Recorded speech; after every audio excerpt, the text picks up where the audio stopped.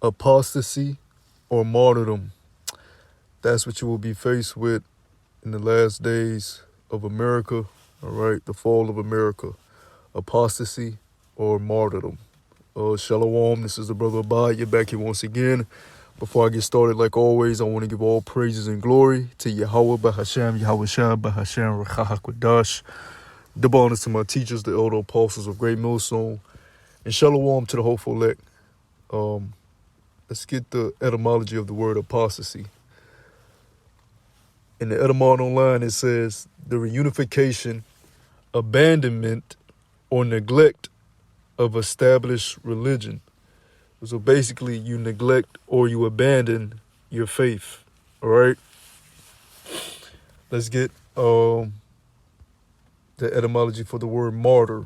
Right. Because if you experience martyrdom, you are a martyr. All right. The etymology of the word martyr means one who bears testimony to faith, especially one who willingly suffers death rather than surrender his or her religious faith, right? So that's what you're going to be faced with once the beast system fully commences, once the mark of the beast is fully instituted, right? The charagma, the mark of the beast, which is stated of in the book of Revelation. When these things come to pass, Jacob's trouble, all right, lockdowns, more lockdowns and pestilences, and the judgments that are prophesied in the scriptures to happen in the last days over here in the daughter of Babylon, which is known as America.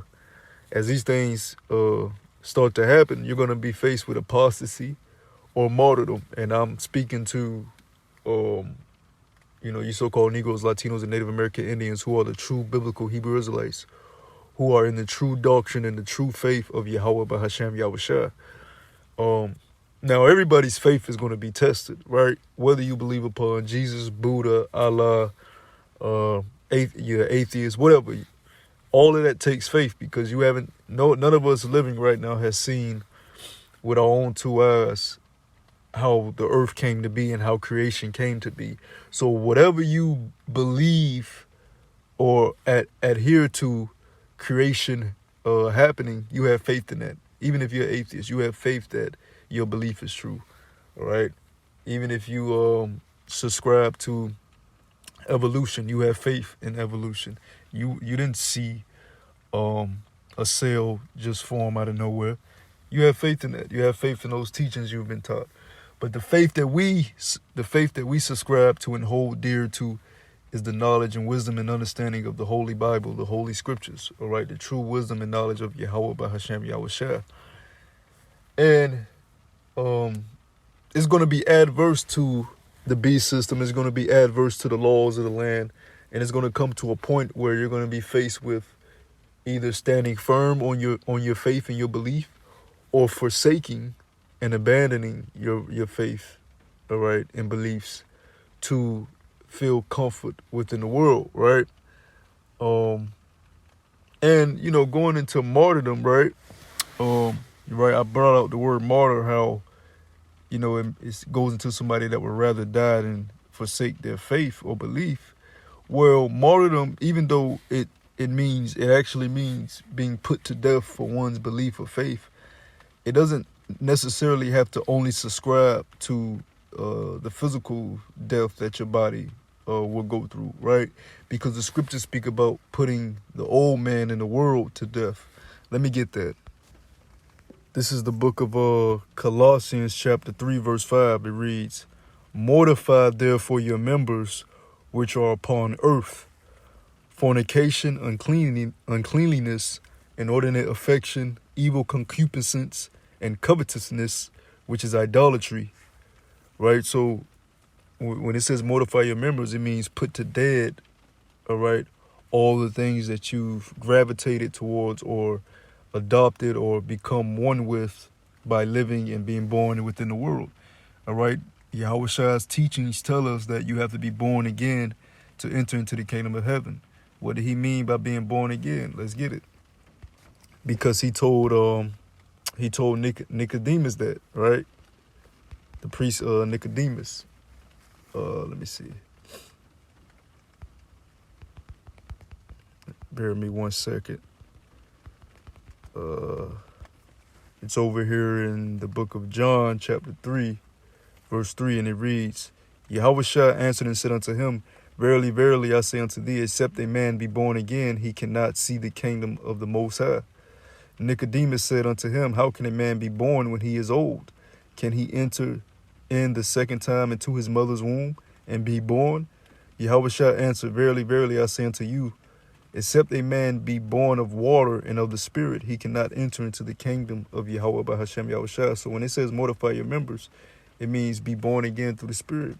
All right, by the washing of the word, by cleansing your spirit through the word, right? And being born again in the Spirit and putting off that old man of the world, right? And becoming a righteous man, or as much as a righteous man as you can become within the Spirit and power of Yahweh Yahushua. So in a way, even right now, when you're coming into the truth and you're being born again and you're putting off the world, in a way, you are a spiritual martyr, because your physical self is dying, you're putting to death that worldly man and putting on the new. But the scriptures do speak about some brothers having to taste death, all right? Partake in martyrdom, become a martyr for the sake of the truth, for the sake of the gospel, for the sake of the ministry. So your faith is going to be tested. And the scriptures say there's nothing new under the sun, right? And you women are not exempt either. Who's to say that a woman of faith will not be tried in that instance? But we know that the ministry and the elect, is about the sons of the Most High, all right, the men, all right, the prophets. So that's who I'm primarily speaking towards. You men that are serving Yahweh Shai, you believe upon the truth, all right? Because the scriptures also say a lot of us are not going to taste death. There's going to be a lot of us that don't taste death on this side. But there's going to be some of us that do have to taste death. And regardless whether you have to face death or not in this age, you're going to have to be faced with apostasy, all right? Or standing firm on your beliefs. Now, you have to ask yourself, why would a man fall into apostasy, all right, or forsake his belief or forsake his faith?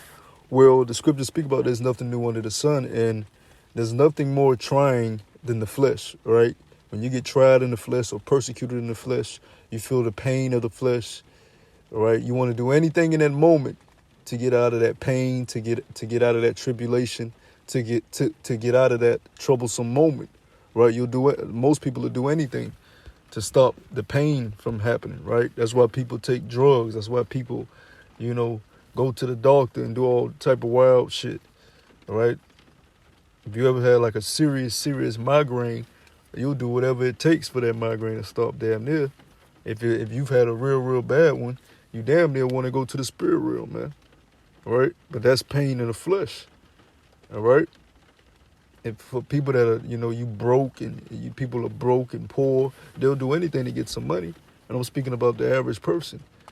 But touching on what I said, nothing new under the sun. When you go over to the book of Maccabees, right, when this guy, Antiochus Epiphanes, all right, was putting hell on our people, forcing them to be Greeks and putting them to death if they didn't join the Greekish ways, all right, forcing them to eat pork, forcing them to go uncircumcised, all right? You had men in Israel that decided, you know what, fuck this shit.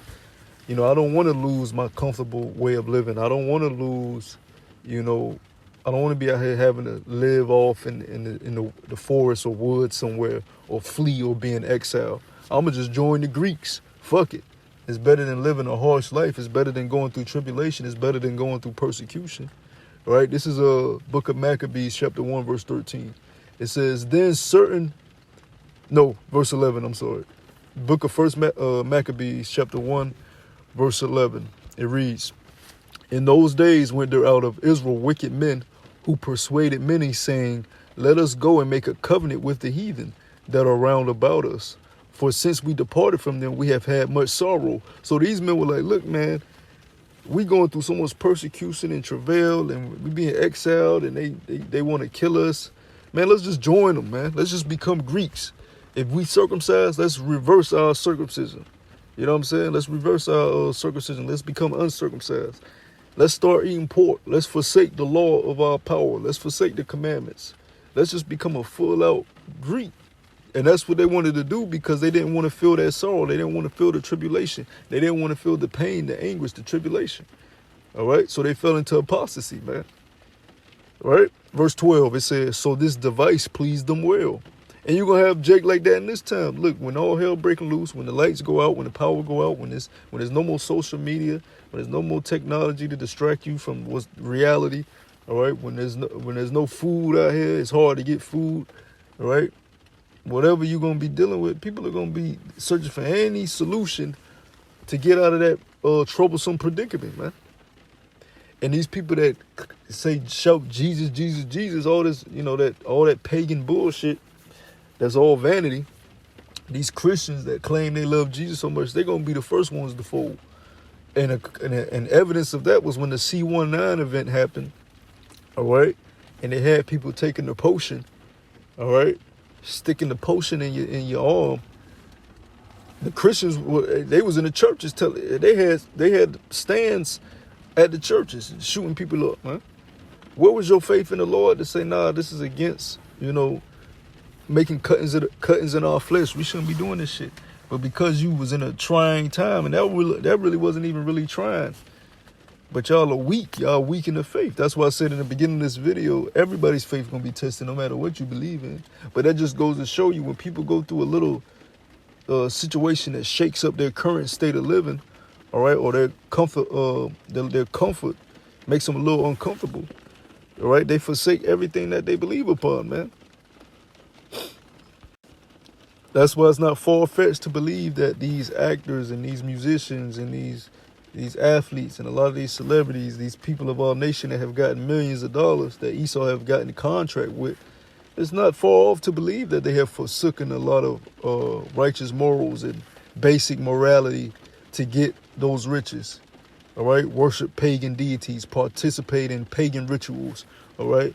Do homosexual acts, perverse acts, all right, to get those riches, right? You just had this guy, Denzel Washington, come out and say he kissed a man. He got this new movie, The Gladiator 2, coming out next week. Bros was hyped to see the movie. But now niggas is like, man, what the fuck, man? Because he came out and said, nobody even asked this nigga. He just came out and said, yeah, I kissed a man in the movie, but they cut that part out. So they bold-faced telling you that, they partake in wickedness, all right? That's a part of their life.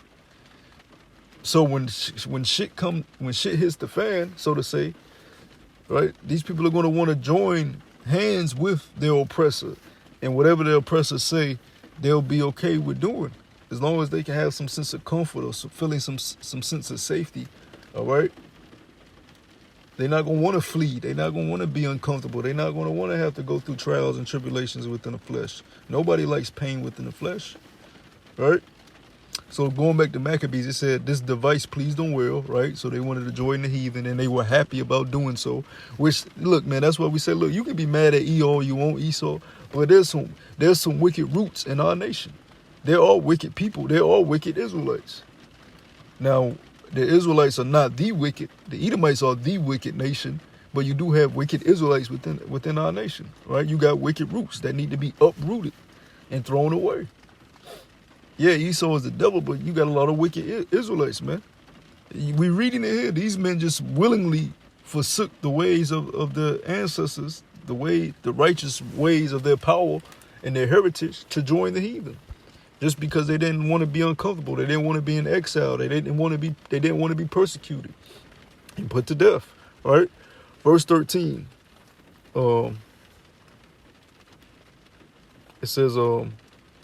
It says, then certain of the people were so forward herein that they went to the king who gave them license to do after the ordinances of the heathen. So the scripture says here that they were so, adamant about joining the heathen that they went to the king.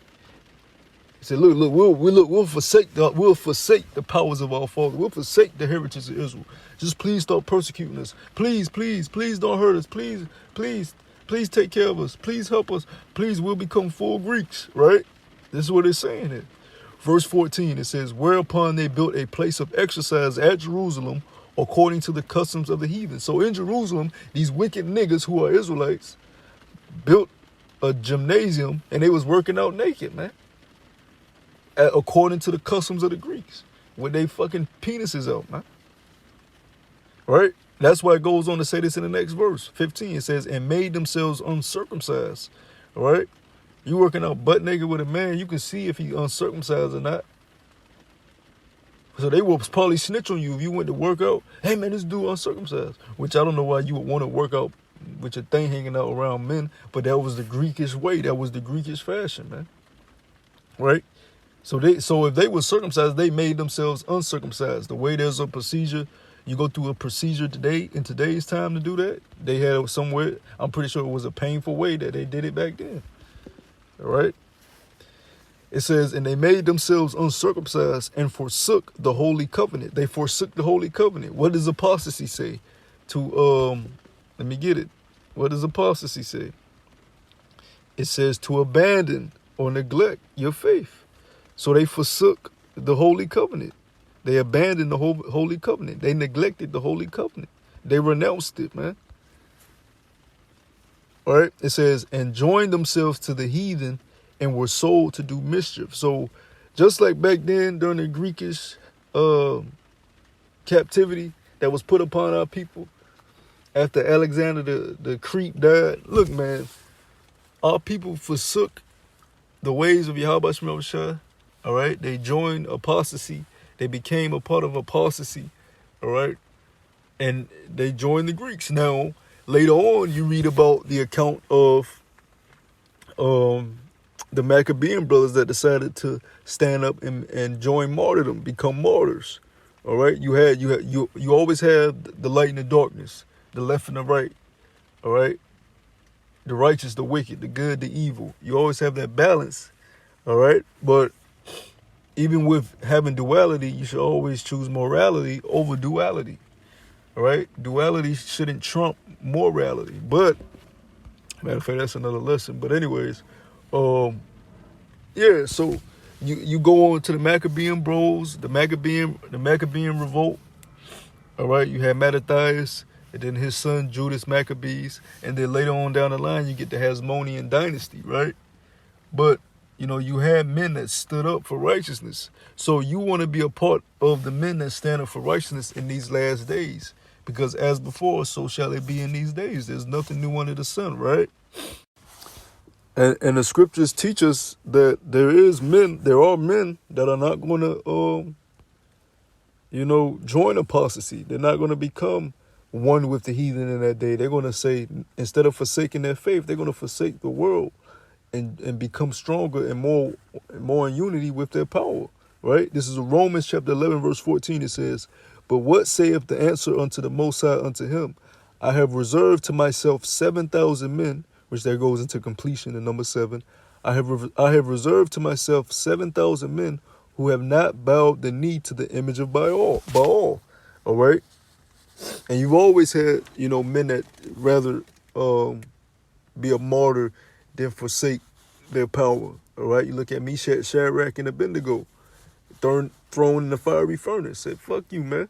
We're not going to worship, your ways. All right, we want to worship our power." And they got thrown in the fiery furnace, and they were willing to die. All right, for their faith, for their belief. All right, you go into the story of the holy children, right, in the Apocrypha. All the brothers, they were put to death. All right, having their tongues cut out. All right, a form of torture because they stood on their faith. They didn't want to forsake their faith, man. Right? Let me go to over here in the Book of Revelation. Let me see. This is Book of Revelation, chapter 2, verse 10. It says, Fear none of those things which thou shalt suffer. See, don't nobody want to suffer. As soon as somebody feel a little suffering, if you bring them any type of covenant or contract or any type of plan to get them out of that suffering, look, man, they gonna say, hell yeah, they gonna agree. But this is what the Lord says: fear none of those things which thou shalt suffer. Behold, the devil shall cast some of you into prison, that ye may be tried. Tried is tribulation. And ye shall have tribulation 10 days. Be thou faithful unto death, and I will give thee a crown of life. So even if you have to taste death, it will behoove you. It will be better to be a martyr than join apostasy, man. Whichever one of us bros that have to, go down the route of martyrdom, But yeah, I just wanted to do a lesson touching on that. Lord willing, this was edifying. Until the next time I say, shalom.